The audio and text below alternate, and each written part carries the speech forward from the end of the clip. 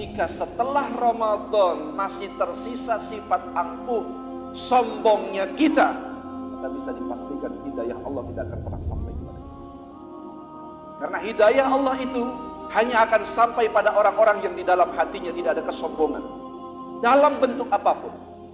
Sombong dengan kekuasaan, angkuh dengan kepemimpinan, sombong dengan jabatan, sombong dengan hartanya.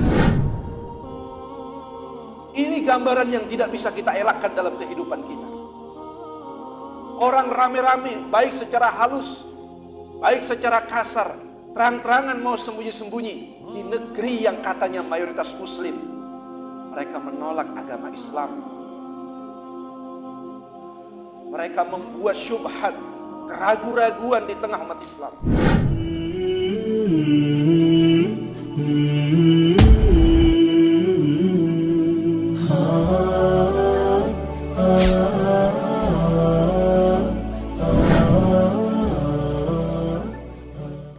Assalamualaikum warahmatullahi wabarakatuh.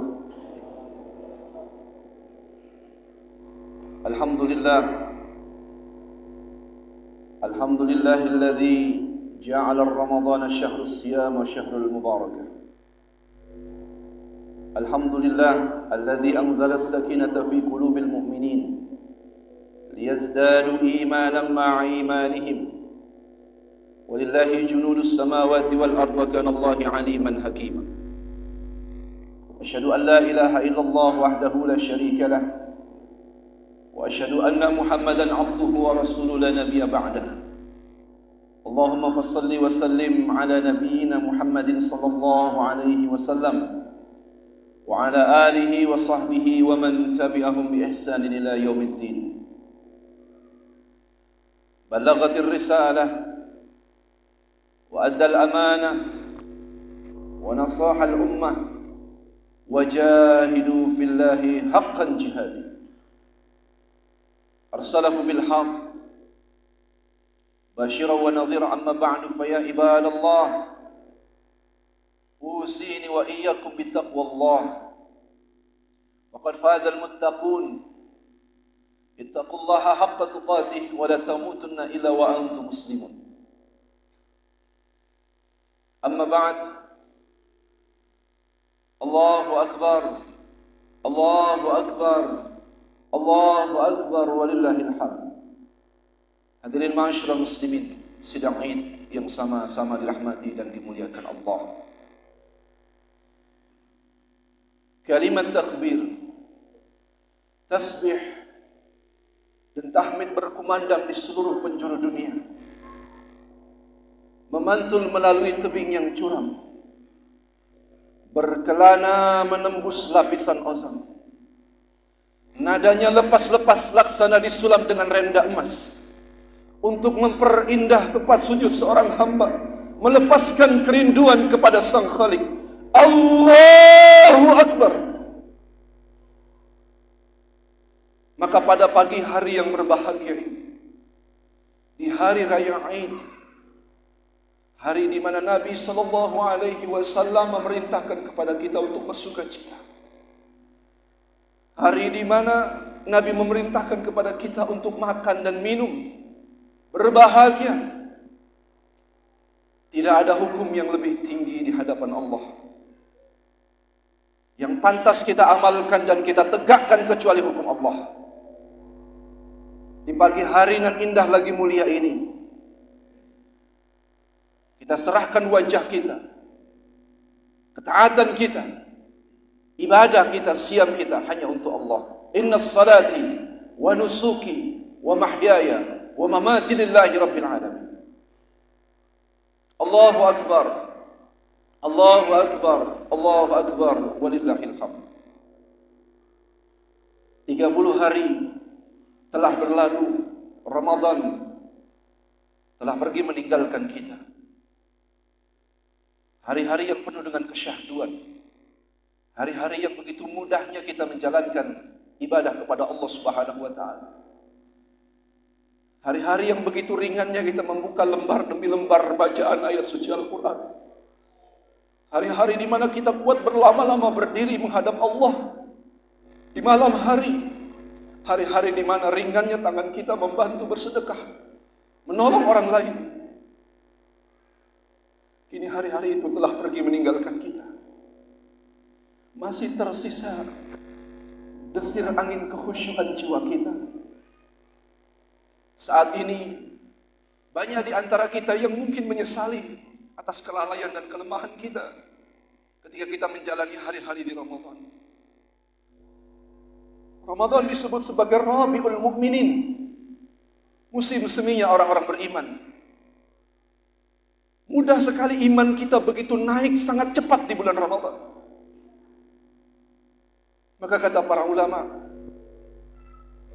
ketika pohon-pohon tumbuh subur di sekitarnya, buah-buahan mudah sekali berbuah, tapi ada satu pohon yang tidak berbuah lagi, tak tumbuh, mati dan kering, maka pohon itu layak ditebang.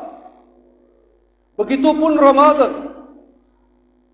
Ketika sekian banyak orang mudah sekali menjalankan ketaatan kepada Allah, tak hanya selembar dua lembar dia baca setiap malam ayat suci Al-Quran, bahkan berlembar-lembar dia baca Al-Quran tanpa kenal lelah. Berdiri berlama-lama dia menghadap Sang Khalik, menghadap penciptanya di malam hari, memohon ampun, memperbanyak istighfar.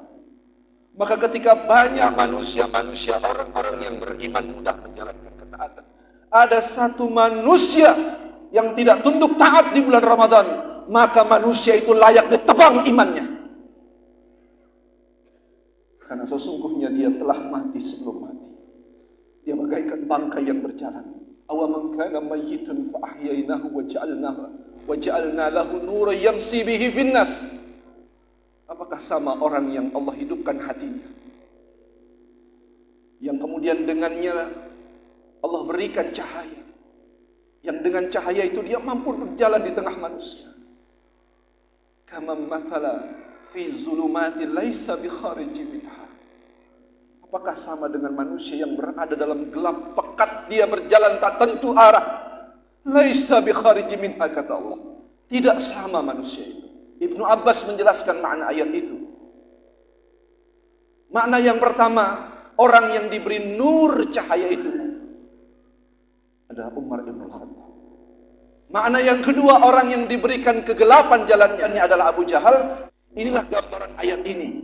Dan realisasi ayat ini sesungguhnya sangat nampak sekali di Ramadan. Karena Ramadan adalah mizanul syahr, timbangan bulan di antara 12 bulan. Ramadan adalah mizanul ibadatul mukminin. Ramadan adalah timbangan ibadahnya orang beriman. Yang gagal menjalankan ibadah di Ramadan, maka dia akan jumpai banyak kegagalan di bulan-bulan lain. Yang gagal menjalankan ketaatan di Ramadan, maka dia akan jumpai kegagalan di dalam menjalankan ibadah di bulan-bulan yang lain.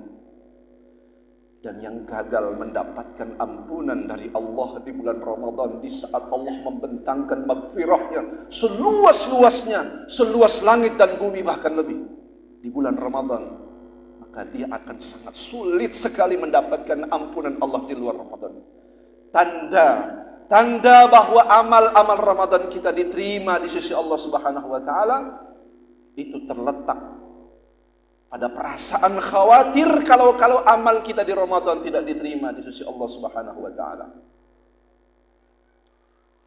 Mari kita tengok bagaimana orang-orang soleh di masa lalu mengakhirkan Ramadan dengan cara yang indah.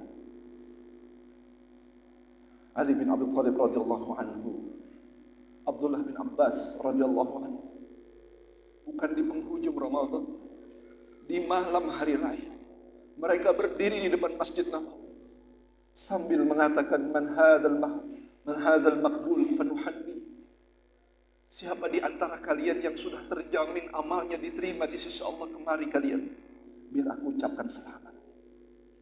Siapa di antara kalian man hadzal mahrum fanu'azzi. Siapa di antara kalian yang amalnya pasti ditolak oleh Allah Subhanahu wa taala, kemari kalian biar aku ucapkan bela sungkawa. Artinya orang-orang soleh di masa lalu merasa sangat khawatir Padahal bukan hanya sebulan Ramadan, 3 bulan, bahkan 6 bulan sebelum Ramadan mereka menyiapkan untuk masuk di bulan Ramadan. Begitu masuk bulan Ramadan, mereka berpacu dengan kecepatan yang sangat cepat di dalam melaksanakan amal. Begitu di penghujung Ramadan dan meninggalkan Ramadan, mereka dihantui rasa khawatir kalau amalnya tidak diterima di sisi Allah Subhanahu wa taala. Allahu akbar, Allahu akbar, Allahu akbar, walillahil hamd. Ramadan mudah-mudahan menghantarkan kita kepada kefitrian. Hari Raya Id mudah-mudahan mengeluarkan kita menjadi hamba yang fitrah. Suci lahir seperti bayi, kata Nabi SAW.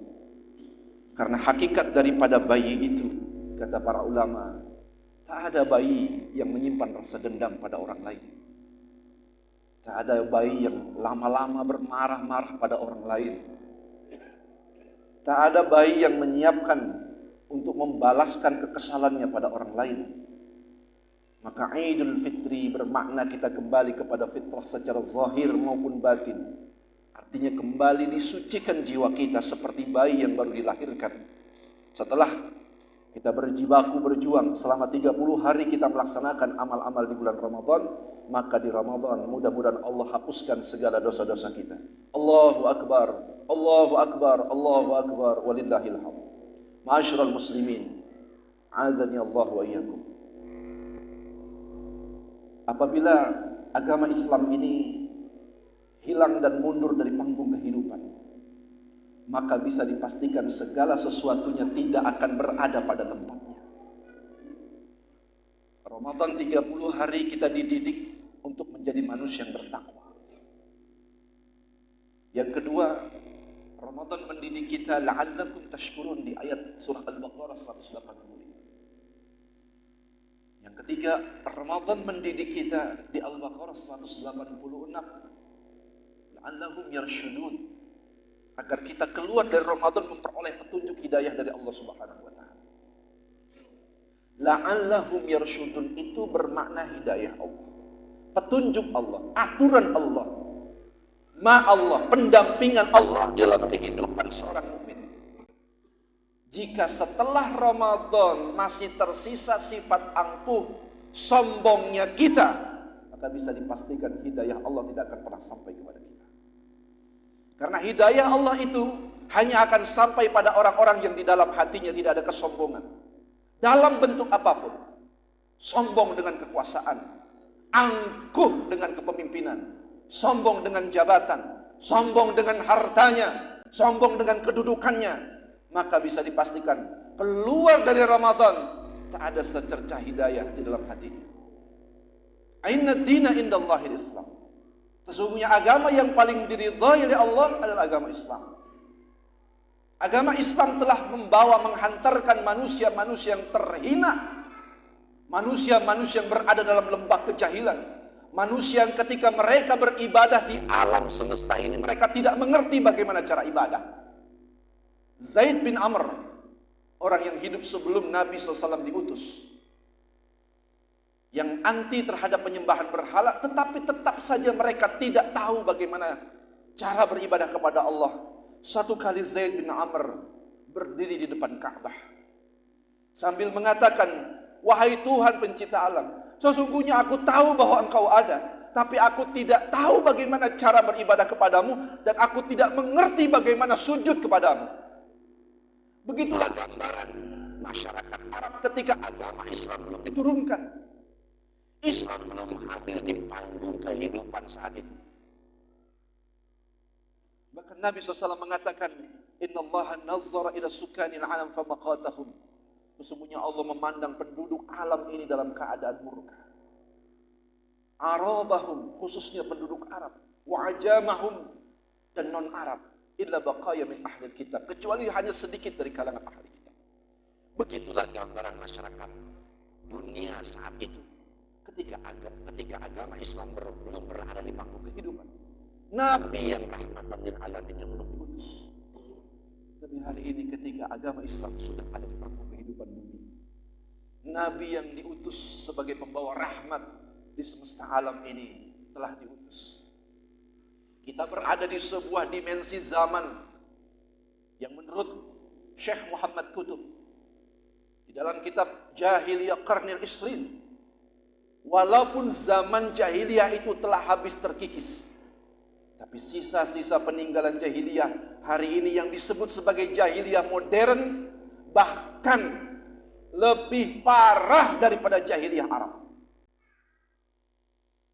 Ini gambaran yang tidak bisa kita elakkan dalam kehidupan kita. Orang rame-rame, baik secara halus, baik secara kasar, terang-terangan mau sembunyi-sembunyi di negeri yang katanya mayoritas muslim. Mereka menolak agama Islam. Mereka membuat syubhat, keraguan-raguan di tengah umat Islam. Sehingga orang yang lemah imannya mudah sekali terperdaya. Ramadan seharusnya mengecas iman itu, keyakinan itu terhadap agama Islam. Afa ghairat dinillahi yabghun? Apa kamu mencari din, agama selain Islam? Allah pertanyakan itu kepada kita. Walahu aslama man fis samawati wal ard. Padahal telah Islam apa-apa yang ada di langit dan apa-apa yang ada di bumi. Telah tunduk patuh terhadap Allah Subhanahu wa taala. Matahari yang begitu besar dengan penuh kekuatan dan keagungannya tetap tunduk dan patuh terhadap rotasi peraturan yang telah Allah tetapkan. Manusia yang kecil dari sekian jagat alam raya ini berani menolak ajaran dan syariat Islam, maka boleh bisa dipastikan mereka orang-orang yang berada dalam kegelapan. Gambarannya seperti Abu Jahal. Bagaimana Abu Jahal? Abu Jahal adalah satu di antara orang yang sempat didoakan oleh Nabi SAW. Ya Allah, kuatkan agama ini dengan Islamnya dua Umar. Umar ibn Khattab atau Umar ibn Hisham atau Ammar bin Hisham.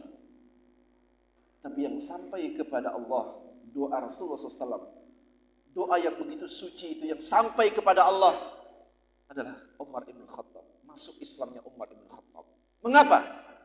Karena sampai akhir hayatnya Abu Jahal tersimpan keangkuhan, kesombongan. Berapa banyak kita beragama tapi dicas dengan kesombongan, dibumbui dengan kesombongan, sombong mengeluarkan dalil seolah-olah dalil kita satu-satunya yang paling benar, yang lain semuanya salah. Ini keangkuhan dalam beragama. Apalagi hari ini muncul orang-orang yang tidak paham agama, tidak ngerti agama, sok bicara tentang agama. Mereka asik bicara tentang agama, mengomentari sekian banyak dalil, bahkan perkara-perkara yang sudah clear, sudah selesai di kalangan para ulama di masa lalu, hari ini mulai dikorek-korek lagi untuk memunculkan perpecahan di tubuh muslimin. Persoalan kita melaksanakan hari raya Id, beda hari, beda tanggal, sudah clear, sudah sering terjadi di masa lalu. Tapi kenapa hari ini kemudian dikorek-korek kembali? Demi memunculkan perpecahan dan menghilangkan persatuan di tubuh muslimin. Bukankah perpecahan adalah sesuatu yang paling sering diperingatkan oleh Nabi di mimbar-mimbar Jumatnya, di mimbar-mimbar hari raya Idnya? Rasulullah selalu peringatkan untuk kaum muslimin, jangan berpecah belah. Wala tafarraqu, jangan kalian berpecah belah. Allahu Akbar, Allahu Akbar, Allahu Akbar, walillahil hamd. Kalau agama ini disetting menurut kehendak dan hawa nafsu, maka Allah tegaskan, walau ittaba'al haqqu ahwa'ahum la fassadatis samawati wal ard. Seandainya al-haq, agama Islam, mengikuti hawa nafsu manusia, la fassadatis samawati wal ard, maka akan hancur binasa apa-apa yang ada di langit dan apa-apa yang di bumi, wa man fihinna, dan apa-apa yang ada di dalamnya. Karena itulah Ramadan mendidik jiwa dan hawa nafsu kita. Kita diajarkan untuk berjihad. Wajahidu fillahi haqqan jihadi. Diajarkan untuk berjihad kita di Ramadan. Karena Ramadan adalah bulan jihad. Lahirnya Ramadan pun di tahun jihad, ketika terjadinya perang Badar. Wajahidu fillahi haqqan jihadi. Surah Al-Hajj ayat ke-78. Al-Imam Fakhruddin Ar-Razi dalam kitab Mafathiril Gharib, apa makna?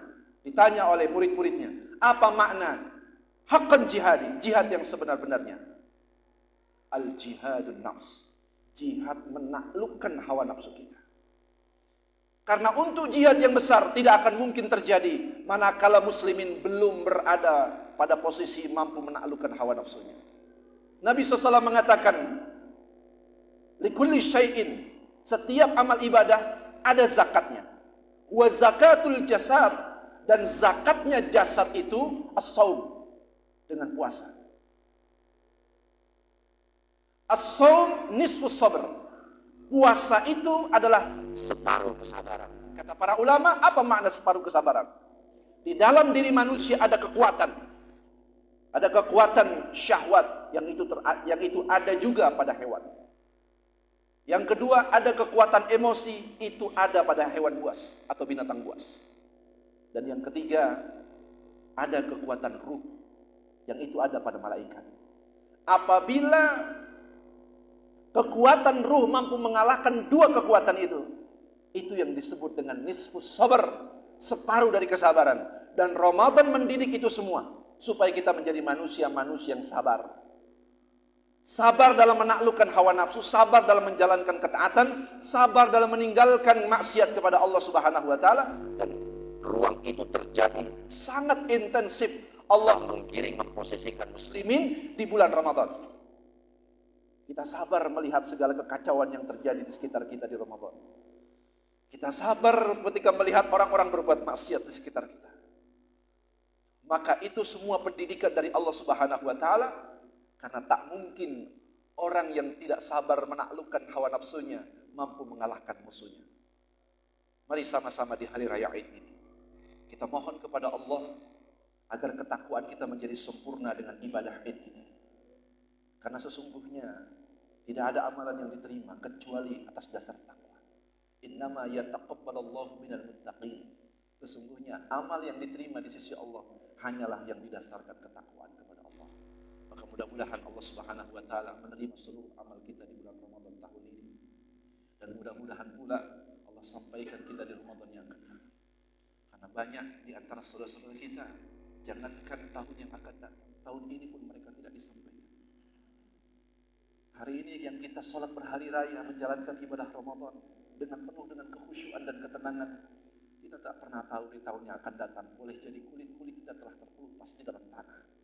Boleh jadi tulang belulang kita sudah hancur lebur di dalam tanah. Dan Ramadan tahun ini adalah Ramadan yang terakhir. Mari sama-sama kita berdoa kepada Allah, menundukkan wajah kita, hati kita. Semoga Allah Subhanahu wa taala mengabulkan setiap hajat dan permintaan kita. Astagfirullahaladzim, astagfirullahaladzim, astagfirullahaladzim. Allahumma salli wa sallim ala nabiyyina Muhammadin sallallahu alaihi wasallam. Hamdan na'imin, hamdan syakirin, hamdan yu'afi ni'amahu wa yukafi mazidah. Ya Rabbi lakal hamdu kama yanbaghi li jalalikal karim wa 'azim sultanik. Allahumma ighfir lil muslimin wal muslimat wal mu'minin wal mu'minat al ahya'i minhum wal amwat. Innaka as-sami'un qaribun mujibud da'wat ya qadiyal hajat. Allahumma iftah lana qulubana wa alhimna rushdana wahdinaka ila siratikal mustaqim.